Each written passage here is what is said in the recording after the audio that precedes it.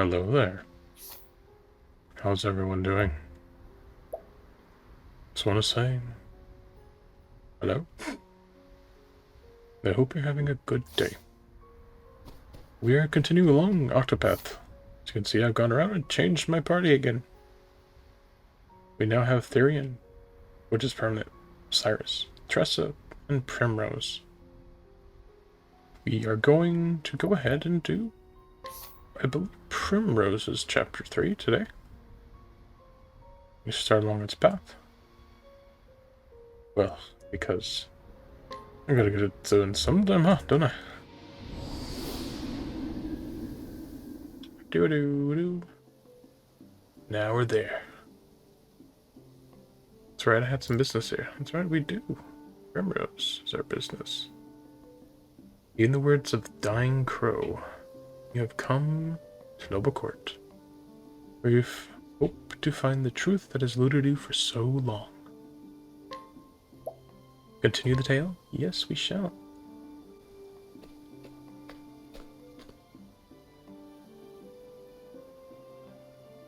The story so far.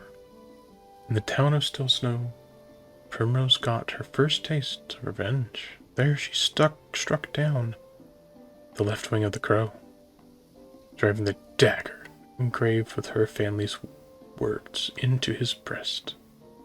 Faith shall be your shield. The words had served her well. Now two remain, the man with the mark on his right arm, and the foulest bird of all, with the mark of on his neck. Go home to Noble Court, she was told. There you will find the truth you seek. But will this truth bring her peace or further pain?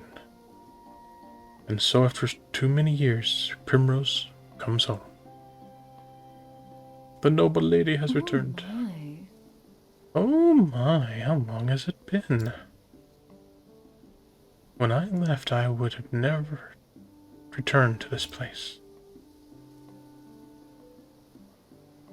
The crow said I would find the truth here. But what truth was he speaking of? Two more men, bearing the mark of that foul bird. My search continues here, does it?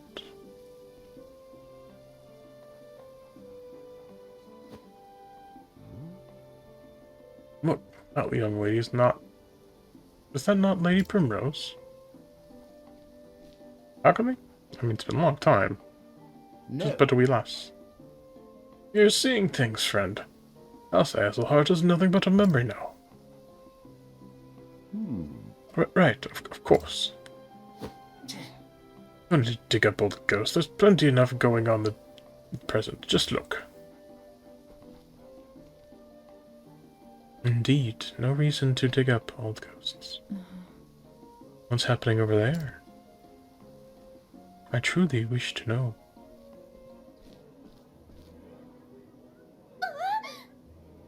Darling, please open your eyes. No! Say it's not so.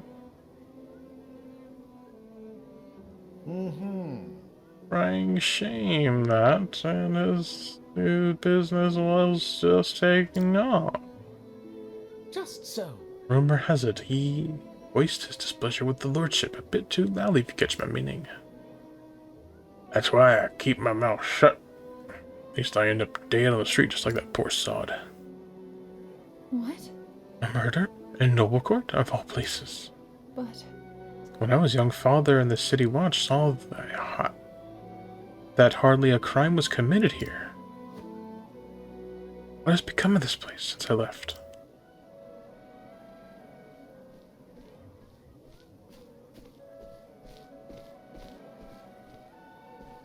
Good. Oi, move out of the way, you slack-jawed fools. We're here by express order of his lordship to inspect the scene. Now clear out. At least we toss you a go and a go for impeding the investigation. How can that... The Lord's own guardsmen are investigating the crime. Where's the city watch?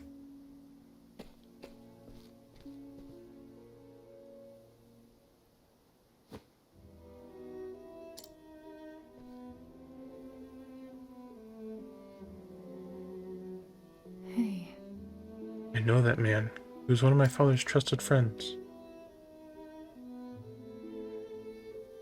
Revelio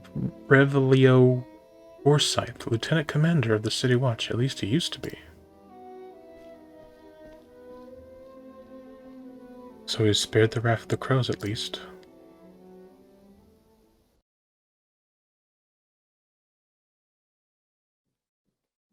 Your honeyed words.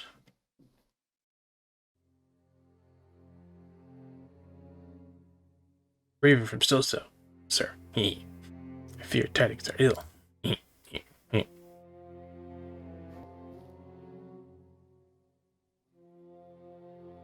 Master Rufus is Oh. So the left wing has been clipped.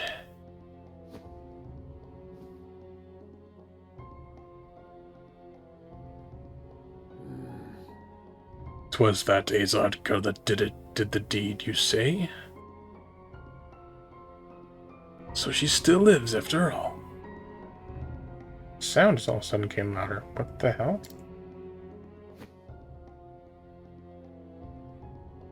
Guess we'll just have to do something about that. Mark my words, Hazelheart Lineland here.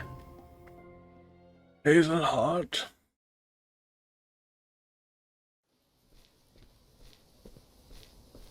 Could it be? Lady Primrose? Is it truly you, Lady Primrose? Impossible. I know that voice.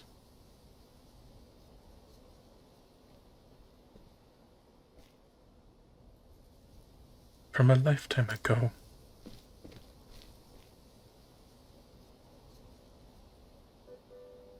Primrose. Do my eyes see true? You've grown lovelier than I could ever dream, my Lady Primrose. Simeon. Where have you been all these years? Oh. Not here, that's for certain.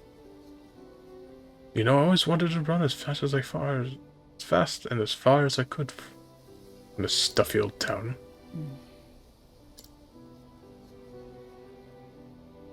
So I set on a journey across the realm. And yet, no matter how far I traveled, I could not escape from the pain of losing you. Of course. These days I'm known as a playwright of sorts. I pen dramas and tragedies for the stages. You always did have a way with words. I swore I would never return to this place then. One day I felt an odd yearning. And no sooner did I arrive than I am reunited with you. Fate is a mysterious thing, is it not? Well, that or you're secretly a bad guy and... who knows, huh?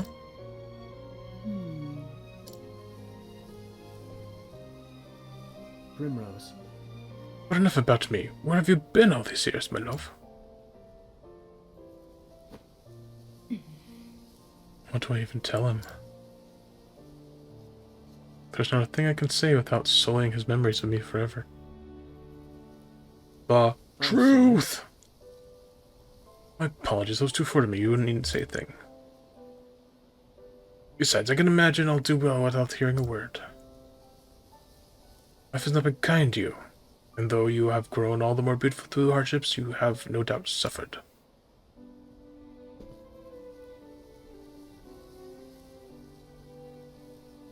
It still pains me they had to go suffer them.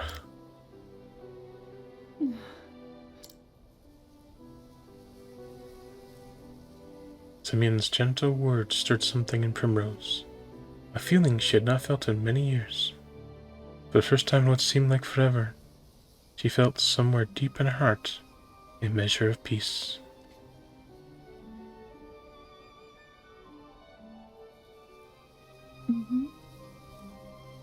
He's too kind to me. He always was.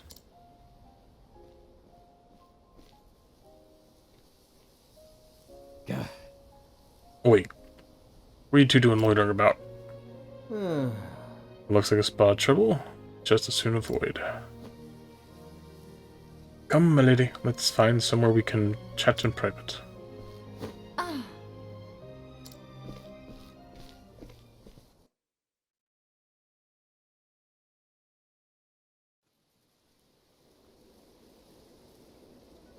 Seeing you again, it brings back so many memories. Memories of my childhood days in this town. Sweet ones, I'm assuming.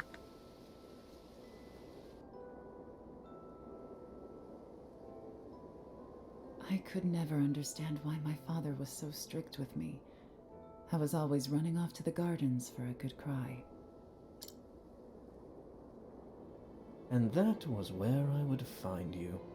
And find an excuse to shirk my duties as gardener's apprentice. I wanted nothing more than to spend time with you. To be a part of your world. Little lady, why do you cry so? Because Daddy is angry. What?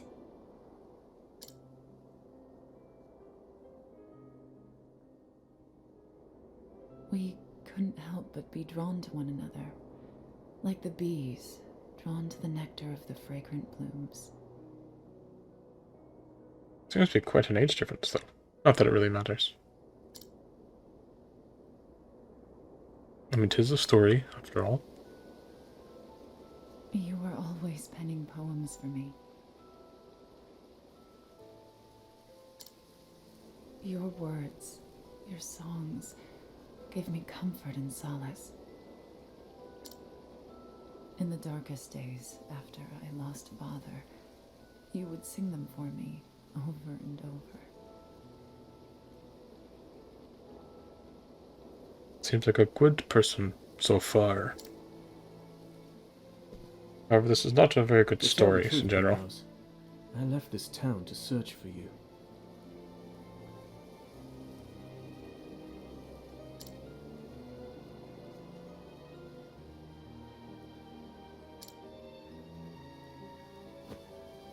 I tried so many times to forget you. To accept that you were gone.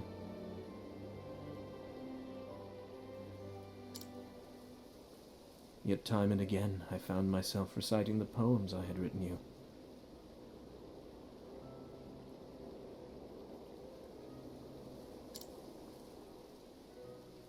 Can you forgive me, Primrose? You know, it is oftentimes in stories that the ones closest to the characters are usually the main culprits, so I'm thinking that this man is probably quite the evil one. There is nothing to forgive. It was all so very long ago. I'm sure it hurt her even more too if it was. I too have moved on from those days. I have found my own reason to go on. Never trust a poet. And when the moon waxes full and bright in dark heaven, and stars glitter worlds away from earthly sorrow, would that sleep hold you in her soft embrace. Then shall my eyes close, lips open in prayer, for it is only in dreams that we may meet again. Simeon.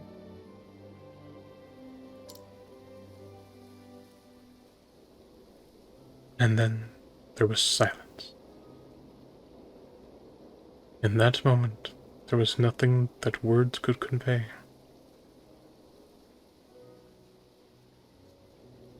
Lady Primrose, I intend to remain in town for some time yet.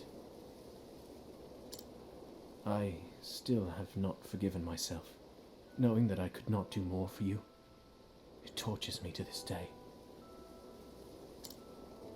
If there is any way at all, in which I can be of service to you, my lady, you need only say the word. Thank you, Simeon.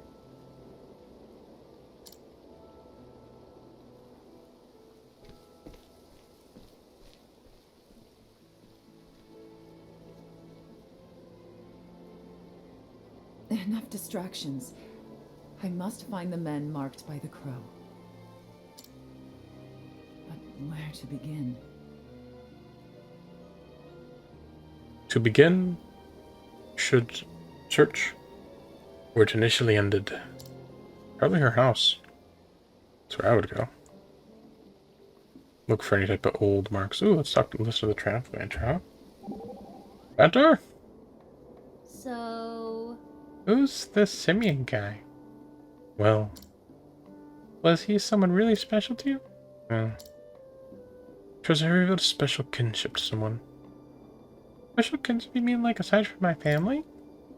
I guess I never really thought about how trading's been my life since before I can remember. I kind of feel connected like customers when we make a good deal. Is that the same thing? Let me tell you something, Tressa. When something about a person resonates deep within you, it's the most wonderful feeling.